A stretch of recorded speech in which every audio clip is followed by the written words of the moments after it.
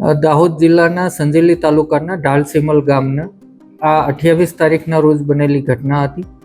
આ ઘટનાની તાત્કાલિક પોલીસને મીડિયાના મિત્ર દ્વારા જાણ થતાં ડીવાયએસપી પટેલ પોતાની સમગ્ર ટીમ સાથે ઢાલસીમલ ગામે પહોંચી ગયેલા અને ત્યાંથી મહિલાને એમના સસરાના ઘરે ગોંધી રાખ્યા હતા. ત્યાંથી એમને રેસ્ક્યુ કરાવેલા અને તાત્કાલિક કોમ્બિંગ કરી અને 12 જેટલા આરોપીઓની ત્યારે જ ધરપકડ કરી લેવામાં આવેલી હતી, જેમાં 4 પુરુષ આરોપી છે, 4 મહિલા આરોપી અને 4 બાળ કિશોરો છે.